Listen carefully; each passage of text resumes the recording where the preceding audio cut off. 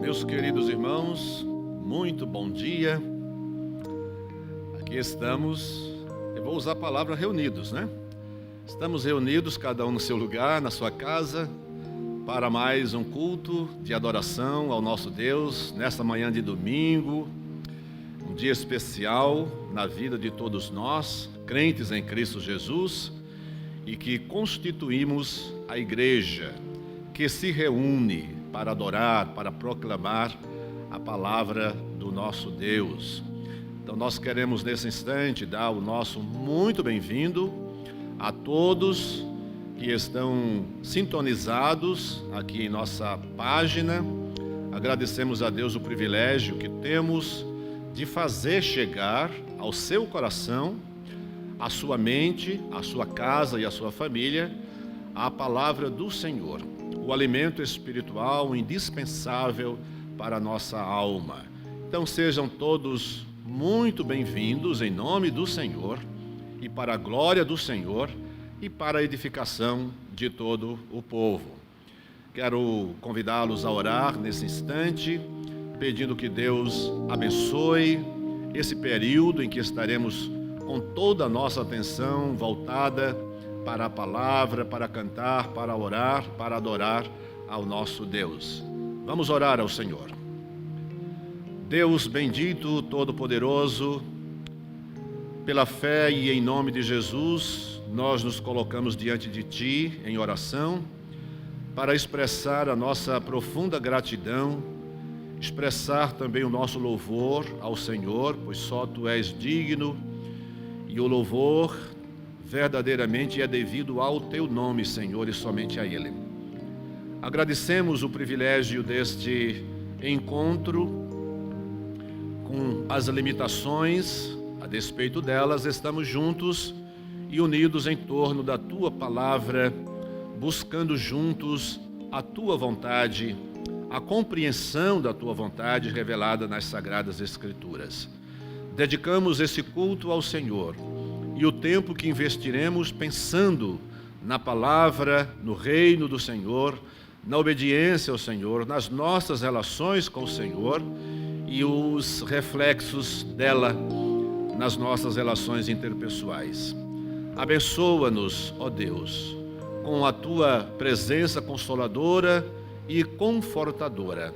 Aceita o culto que a Tua igreja te oferece nesta hora, no nome santo de Jesus, o nosso Salvador. Amém.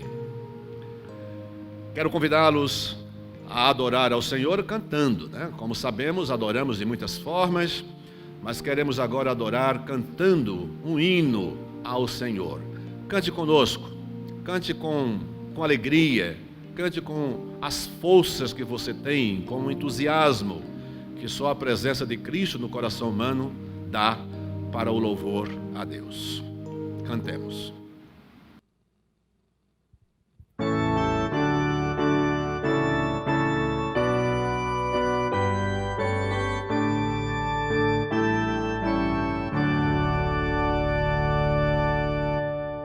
Jesus, teu nome é santo, amável teu querer, louvor é ao bom Pai.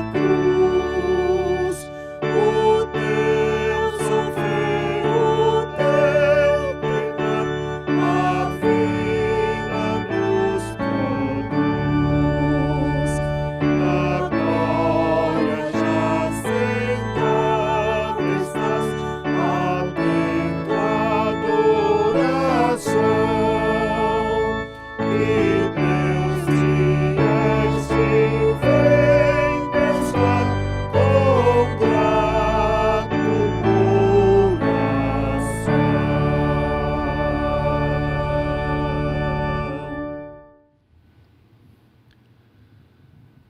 A igreja sempre vive alguns desafios. O desafio de oração faz parte constante da vida da igreja. Sempre temos pessoas precisando muito das orações da igreja, e especialmente nesse período em que estamos vivendo, em que as enfermidades não foram embora, ninguém consegue isolá-las, e somando-se às enfermidades, temos algumas pessoas que vivem inquietações, porque estão em casa, são obrigadas a ficarem em casa. Então, para algumas pessoas que são hiperativas, por exemplo, então isso é um sofrimento adicional. Lembremos-nos dos nossos irmãos, aqueles que estão enfermos, hospitalizados, os nossos queridos irmãos que estão em casa por problema de idade ou doença, às vezes os dois motivos.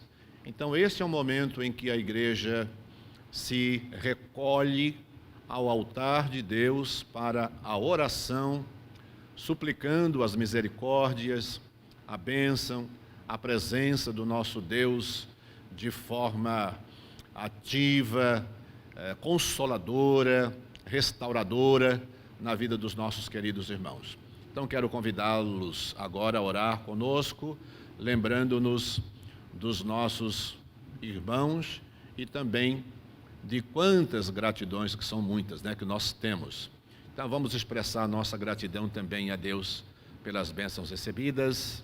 Oremos ao Senhor. Ó Deus, nosso amado Pai, neste momento a Tua igreja reunida em oração, pela fé em Cristo Jesus e pela mediação dele mesmo, nós nos apresentamos diante de Ti, Senhor, como intercessores dos nossos queridos irmãos. Oramos por aqueles que estão nos hospitais, oramos por aqueles que estão em casa, mas também submetidos a tratamentos, se recuperando. Oramos por aqueles que pela idade ou por limitações também estão em casa e não podem sair. Oramos por aqueles, Pai querido, que em função do problema de saúde que o nosso Brasil, o nosso país e o mundo todo vive, não tem oportunidade de sair de casa e sofrem com isso. Nós pedimos, Pai, que a Tua palavra seja uma palavra consoladora, a Tua presença seja uma fonte de alegria na vida desses nossos irmãos, e oramos para que sejam sábios também, aproveitando bem o tempo que estão em casa, para ler mais a Tua palavra, para se dedicar a cantar hinos, cânticos espirituais, e a pensar no reino do Senhor, a pensar mais nas coisas que são de cima. Oramos também pedindo que o Senhor lhes dê sabedoria para selecionar também aquilo que estão ouvindo e recebendo dos canais de informação. Oramos, Pai, para que os corações sejam cheios da Tua palavra e da paz que somente Jesus Cristo pode dar. Queremos também expressar nossa profunda gratidão pela melhora, pela recuperação de tantos irmãos que de fato apresentam um melhor estado de saúde. Te louvamos, ó Deus, pelos remédios tomados, porque o Senhor opera e age em todas essas coisas, nas mãos de médicos e enfermeiros. Eu sei que a bênção do Senhor vem através de muitos canais, todos eles escolhidos e determinados pelo Senhor. Obrigado, Pai, pela vida eterna que temos, pela convicção que a Tua palavra nos dá da nossa vida eterna com Cristo Jesus. Abençoa o Teu povo, abençoa a Tua igreja, abençoa o nosso país, abençoa o mundo, Senhor. Oramos de um modo especial por aqueles que, em função desse vírus, estão trabalhando aí na linha de frente e, portanto, muito mais sujeitos a algum contágio. Pedimos que o Senhor seja o escudo dessas pessoas. São médicos, são enfermeiros, são seguranças, são atendentes sociais. Ó Pai, nós pedimos que a Tua graça seja sobre todos. E ainda que venham a contrair esse vírus, nós rogamos, Pai, que o Senhor lhes dê a resistência necessária para vencer mais esta batalha, como, pela Tua graça, muitos têm vencido. Bendito seja o Teu santo nome, em nome de Jesus. Amém. Eu acredito que uma das muitas alegrias que nós, os crentes em Cristo Jesus, temos é a alegria advinda da oportunidade de ampliar o nosso conhecimento da palavra do Senhor, de refletir na palavra do Senhor, proclamá-la, ouvi-la, quando ouvimos outros pregadores e professores da Bíblia, nós nos alegramos. Então quero convidar a todos para que dediquem sua atenção nesse instante à palavra do Senhor. Gostaria muito de pensar nesta manhã em Cristo Jesus como sendo a nossa paz. E quanto o mundo precisa de paz nesses dias. Quero separar uma parte do texto que está em Efésios, no capítulo 2, onde Cristo é apresentado como a nossa paz. E nós somos alvos dessa paz, produzida pela presença e pelas ações de Cristo Jesus, o Filho de Deus, que veio a este mundo justamente para proclamar, mas também para promover em suas ações, tornar essa paz absolutamente possível. Em Efésios capítulo 2, os versos 13 e a primeira parte do verso 14, nós lemos assim: Mas agora, em Cristo Jesus, vós que estáveis longe, já pelo sangue de Cristo chegastes perto, porque Ele é a nossa paz. Amém. Esta é a referência bíblica que nos levará a outra, sem dúvida nenhuma, mas inicialmente é a passagem bíblica que nos auxilia a pensar sobre Jesus Cristo como sendo a nossa paz.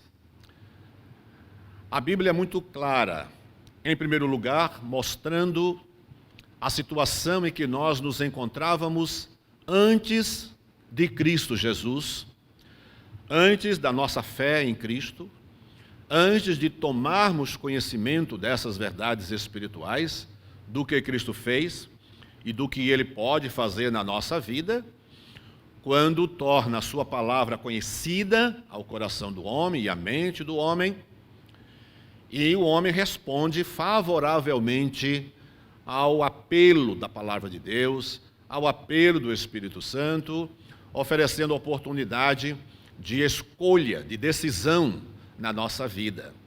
Essa tem sido a nossa história, e repetidamente ela acontece na igreja, nas igrejas de Cristo, em que a palavra de Deus é proclamada, a salvação pela graça maravilhosa de Cristo Jesus, e como resultado disso a paz entre o homem e Deus. Então, as ações de Cristo promovendo a paz em nosso coração e nas nossas relações com Deus nos trazem de volta ao estado original, quando Deus fez o homem e como era o seu relacionamento com o homem. Então o pecado nos derruba, o pecado nos leva para baixo, e o sacrifício de Cristo Jesus nos eleva de novo. Então entramos no processo de novo, de comunhão com Deus, numa crescente, contínua, diariamente, como resultado do nosso relacionamento com Ele, como resultado do nosso relacionamento com a sua palavra, que é o pão espiritual e que promove essa paz, essa reconciliação, essa comunhão com Deus e vai intensificando na medida em que convivemos estreitamente com ela. Pensar nessa restauração da paz entre o homem e Deus por meio de Cristo Jesus, que é o agente divino, é o meio, é a condição colocada pelo próprio Deus para que o nosso relacionamento seja restaurado, para que a nossa reconciliação com Ele seja possível. Isso nos leva necessariamente a pensar também naquilo que nos afastou dele e as coisas que aconteceram. Claro, isso nos leva de volta, a gente recua bastante na palavra de Deus aqui e vai para Gênesis, o primeiro livro da Bíblia, no capítulo 3, que trata da desobediência e a queda do homem e as suas consequências. A leitura de todo o capítulo 3, eu não vou fazê-la, acredito que todos já leram essa história algumas vezes, mas quero mencionar 2 versículos, o verso 23 e o verso 24, encerrando o capítulo 3, e olha o que é que Deus faz após o pecado, após as admoestações, advertências, palavras de maldição do próprio Deus em relação à terra, a Satanás e também as consequências na vida do ser humano. É sempre bom lembrar que no Éden havia tanto a árvore do conhecimento do bem e do mal, em função do qual Deus ordenou claramente ao homem que não tocasse naquele fruto, e havia também a árvore da vida. Por causa da desobediência e da expulsão do homem do Éden, os versos 23 e 24 nos mostram a ação de Deus relativamente ao homem, as limitações do homem daí para frente. Verso 23 diz assim: o Senhor Deus, pois, o lançou fora do jardim do Éden, para lavrar a terra de que fora tomado. E havendo lançado fora o homem, já o verso 24, pôs querubins ao oriente do jardim do Éden e uma espada inflamada que andava ao redor para guardar o caminho da árvore da vida. Sei que é um texto que pode levar muitas pessoas a interpretações diferentes, mas quero ficar naquilo que pode ser o mais simples possível para a nossa compreensão. O que acontece aqui é que após o pecado e as suas consequências, Deus toma providência. É isto que a Bíblia está dizendo. Deus toma providências para que o homem que sabe da existência da árvore da vida, para que ele não tente, ou se tentar, não consiga chegar. Então, independentemente das interpretações que alguém venha a fazer, a gente pode imaginar, por exemplo, o homem já em queda real, tendo caído, está agora debaixo da maldição do pecado. Se este homem pudesse, nesse estado de pecaminosidade, se ele pudesse prolongar a sua vida. Então, qual seria o limite deste homem e da sua maldade? Quando lemos ou pensamos alguma coisa sobre o tamanho da nossa vida, quando lemos algum livro, quando assistimos algum filme, quando algum escritor se aventura a dizer alguma coisa, pensando na possibilidade da vida ser eterna, por exemplo, para os homens na condição em que estão, quase sempre as pessoas pensam numa vida muito longa como se fosse uma maldição. Talvez para ele e para as outras pessoas também.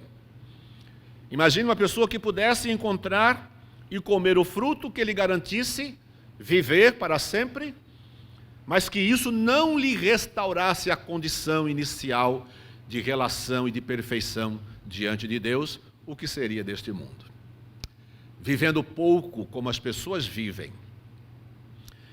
E quantas vezes a vida é tirada bastante cedo, e apesar disso, as pessoas ainda praticam tantos males, e alguns se dedicam tanto ao mal,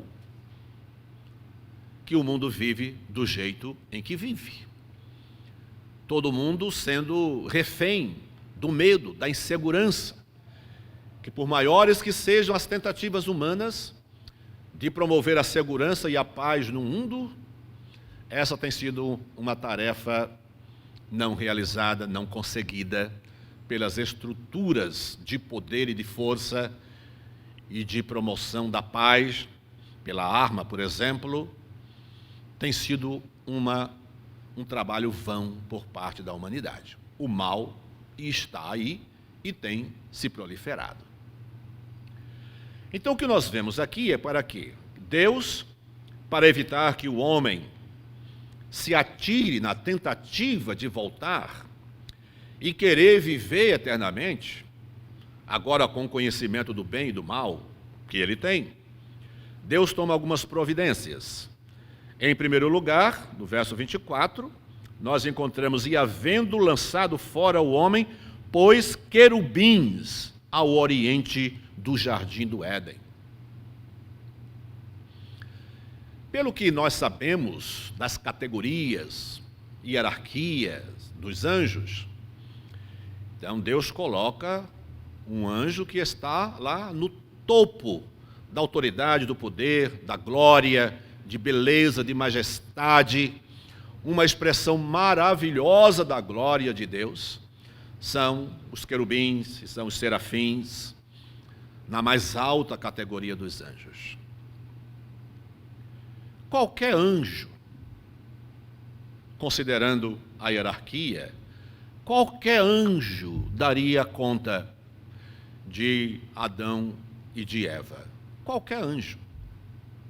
Entretanto, Deus coloca ali um anjo cheio de glória, e de poder e de autoridade, o que pode nos indicar a impossibilidade do homem, por si mesmo, de voltar à sua reconciliação com Deus. Como encontrar a vida de novo? Como buscar, encontrar a glória de Deus e restaurar o seu relacionamento com o Pai? É impossível. O obstáculo que está à frente, que é o anjo do Senhor, o querubim, é muito maior do que a maior tentativa e a maior expressão de poder que o homem pudesse ter, não conseguiria passar por cima do anjo do Senhor.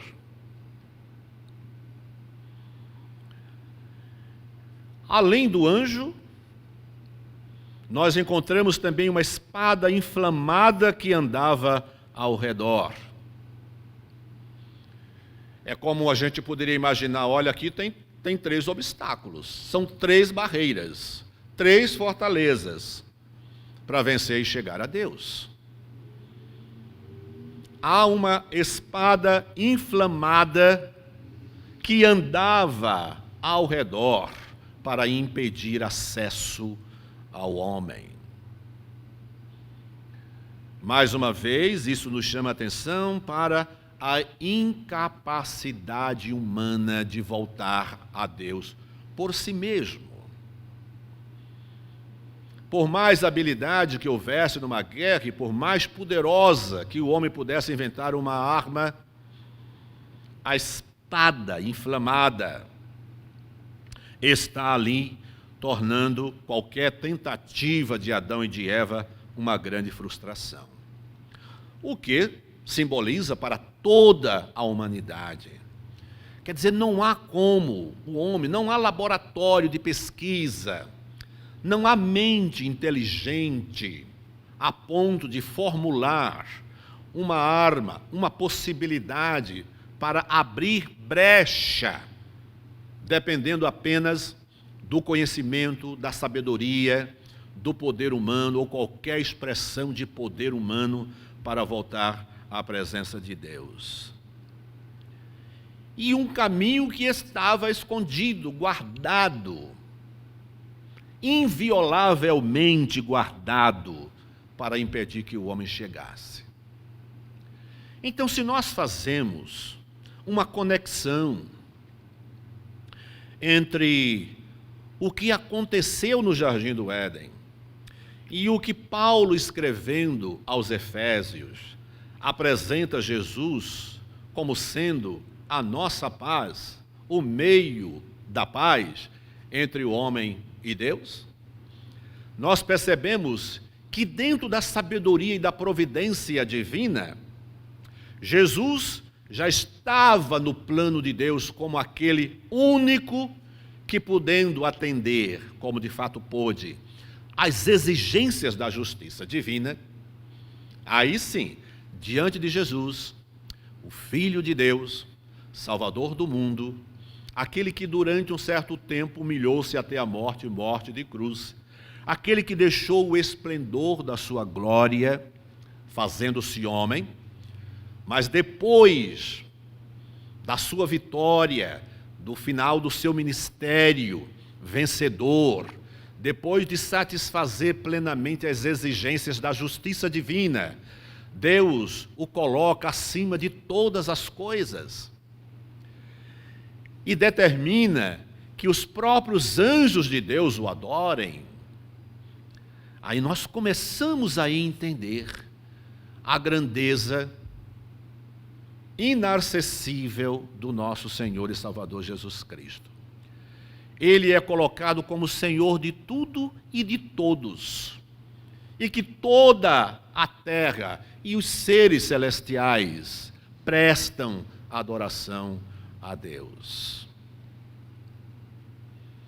Então isso nos leva para lá. Então lá Paulo, e a gente volta para Efésios, onde nós encontramos o apóstolo Paulo dizendo: ele é a nossa paz, referindo-se a Cristo Jesus e apresentando como sendo a paz daqueles, nós inclusive, nós todos, daqueles que antes éramos considerados inimigos e estávamos distantes, perdidos, sem retorno, e Cristo é a nossa paz. E é por ele que nós voltamos, de acordo com os versos 13 e 14, que nós já lemos. Vós que antes estáveis longe, já pelo sangue de Cristo chegastes perto, porque ele, Cristo Jesus, é a nossa paz. Os querubins são categorias elevadíssimas de anjos, que como missão especial adoram a Deus, guardam a Deus. Qualquer pessoa, qualquer ser que não preste adoração a Deus, o caminho está fechado. Obstáculos intransponíveis. Quer dizer, o homem não pode chegar a Deus a não ser com a intenção de adorar, de reconhecer em Deus a verdade absoluta e única. Então, quem vai ou quem tenta ir a Deus por outros caminhos, ou impulsionado por outras motivações, a não ser adorar a Deus, humilhar-se diante de Deus, o caminho está fechado. E é interessante que eles guardam, porque aquele que não tem como intenção no seu coração de adorar a Deus, é porque de algum modo adora a Satanás. Eu sei que muita gente insiste para que a gente compreenda, quando ela diz que nem adora a Deus, nem crê em Deus, mas também não está com Satanás. O que a Bíblia diz é que nós estamos ou com um ou com outro. Não há uma terceira opção. Ou pertencemos a Deus, pela fé em Cristo Jesus, porque Ele nos aceita por meio de Cristo, ou pertencemos e somos escravos de Satanás. Cristo Jesus é aquele que passou por todas as provas de tentação para adorar a Satanás, para fazer aquilo que Adão e Eva fizeram, porque a obediência a Satanás se configura numa adoração, voluntariamente consciente ou não, mas quem faz a vontade de Satanás, adora Satanás. No comecinho do seu ministério, Jesus é submetido a uma tentação muito grande. Satanás faz o possível para que Jesus Cristo o adore, submetendo-se a orientações, a desafios colocados pelo próprio Satanás. Uma resposta grandiosa de Cristo Jesus é que ao Senhor teu Deus adorarás e somente a Ele servirás. Então, uma rasteira, um empurrão, levando Satanás de volta para o seu devido lugar. Jesus Cristo é aquele que pode, independentemente dos anjos, porque estes, pela vitória de Jesus, se sujeitam também agora ao Cristo Jesus, Filho de Deus, revestido de toda glória e poder e majestade, que venceu as tentações de Satanás, submetendo-se à vontade de Deus. Então, ele pode levar-nos à presença de Deus, porque não há resistência de anjos, nenhum querubim, nenhum serafim, nenhuma categoria de anjos estará ali entre Jesus e Deus. Nem impedir Jesus e nem aquele que é conduzido por Jesus à presença de Deus. Então, alguns estudiosos dizem que era necessário ao homem, para voltar à comunhão com Deus, passar por essa experiência da adoração a Deus e ser aprovado. Jesus passa por ela. Era preciso também submeter-se à espada, aquela espada inflamada. De várias maneiras interpretativas a gente pode ver Jesus tendo vitória. E, na realidade, ele é traspassado mesmo, ele se sujeita à espada, ele morre para viver. Então ele atende às exigências colocadas já como uma figura lá em Gênesis, tornando-se apto, poderoso para conduzir o homem à presença do Pai. Começamos a entender porque ele é a nossa paz e a nossa reconciliação.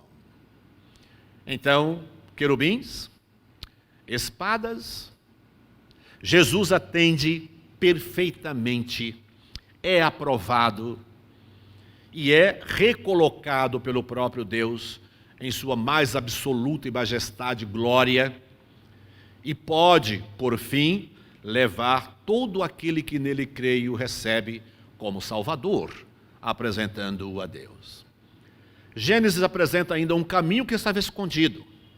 Não é interessante que Jesus se apresenta como sendo o caminho? Que caminho é esse?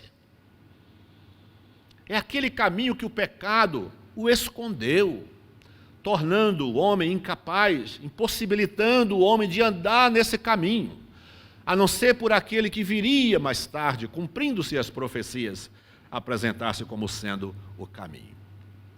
Ele é a nossa paz. Por essas razões todas nós louvamos a Deus. O apóstolo Paulo, com essas ideias todas na mente e no coração, ele apresenta Jesus Cristo como sendo a nossa maravilhosa paz. Pela adoração, pela morte e vitória, e também por ser o caminho, Cristo Jesus é aquele que nos leva a Deus. Esta é a nossa paz. Deus nos abençoe.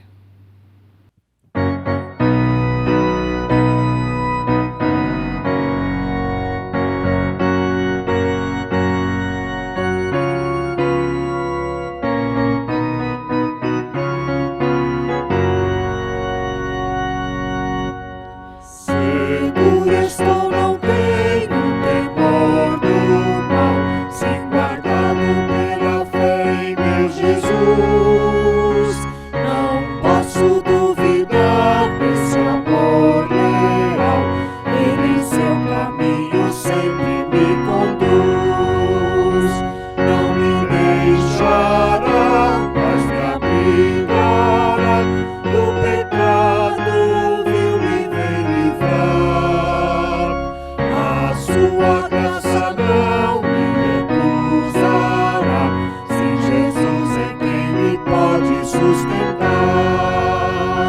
No poder de Cristo Mestre, minha vida salva está.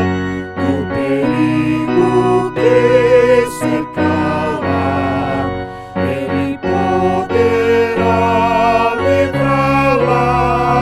Seu poder eterno sempre a susterá. Abrigo eterno tenho no Salvador, Ele esconde a minha vida em seu poder. Eu recear não posso do malfeitor, que procura pertinaz enfraquecer. Confiado então nessa proteção, sigo a Cristo e quero ser fiel. Na minha vida cheio de gratidão, siga meu Senhor e Rei Emanuel. No poder de Cristo Mestre, minha vida salva está.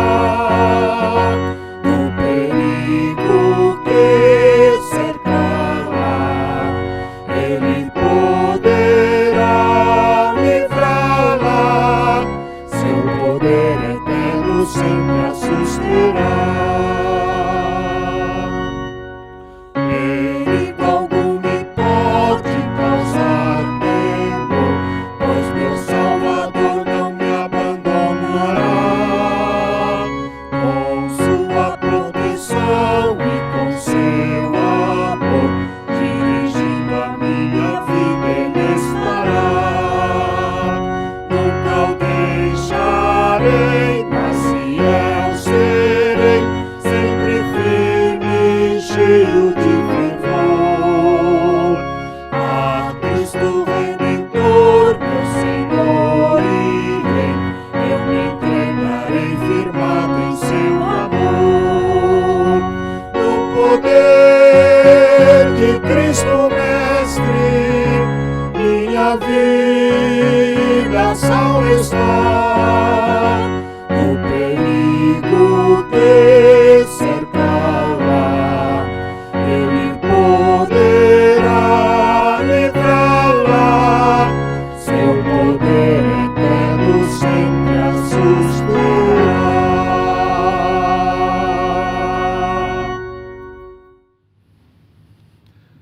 Pela graça de Deus, estamos chegando ao final de mais um culto, com os nossos corações plenos de alegria e paz.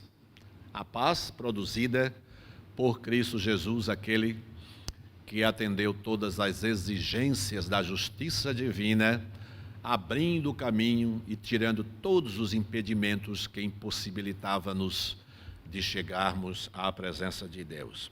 Nós vamos orar, agradecendo a Deus a oportunidade que tivemos, e com essa oração a gente encerra o culto, desejando as bênçãos do Senhor sobre a vida de todos os irmãos. Oremos.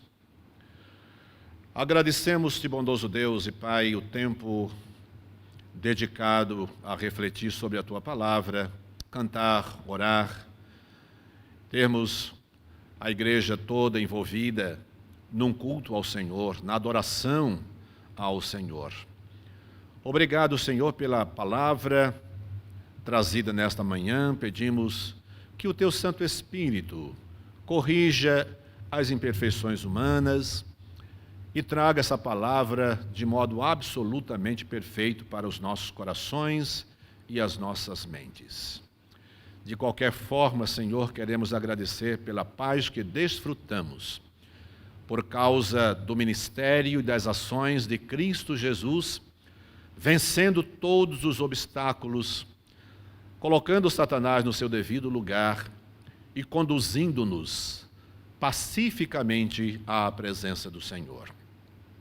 Abençoa o Teu povo e a Tua igreja. Oramos pedindo momentos felizes no almoço com a nossa família, Que o teu nome seja glorificado em nossas mesas, em nossa comunhão.